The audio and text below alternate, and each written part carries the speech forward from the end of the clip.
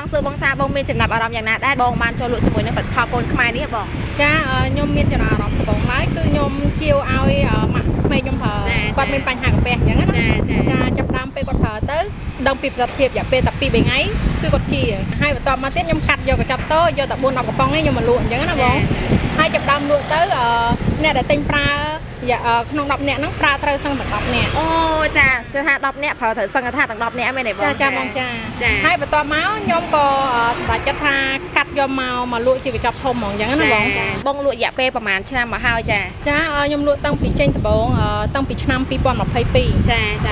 តាំងពីហ្នឹងមកពេលនេះរយៈពេលជិត3ឆ្នាំហើយបងចាអញ្ចឹងកំណើននៃការតេជន់ឲ្យគាត់ប្រើប្រាស់ទៅមានច្រើនទេបងចាមានច្រើនបងអ្នកនៅក្នុងភូមិហ្នឹងក៏ប្រើច្រើនដែរបងចាគាត់ទិញប្រើហើយគឺគាត់ត្រឡប់មកទិញប្រើបន្តទៀតហើយគាត់ទិញប្រើហើយគាត់ទិញឲ្យបងប្អូនប្រើបន្តដែលមានបញ្ហាកាពះពោះវៀនឬក៏លើសជាតិអាស៊ីតអីចឹងណាតែ GT និងសៅពេបងមានអារម្មណ៍យ៉ាងម៉េចដែរបងចំពោះផលិតផលកូនខ្មែរយើងហ៎បងនិយាយរួមទៅខ្ញុំមានអារម្មណ៍ថាខ្ញុំមានមោទនភាពមែនទែនដែលកូនខ្មែរក៏អាចធ្វើបានអញ្ចឹងណាជាមួយនឹងផលិតផលរបស់កូនខ្មែររបស់យើងនិយាយរួមខ្ញុំមានមោទនភាពខ្លាំងណាស់ហើយនិយាយរួមទៅផលិតផលរបស់កូនខ្មែរយើងគឺនិយាយរួមឲ្យទៅអតិថិជនដែលគាត់ទិញទៅហ្នឹងគឺក៏ប្រើប្រាស់ហ្នឹងគឺដឹងអាជាតិហ្មង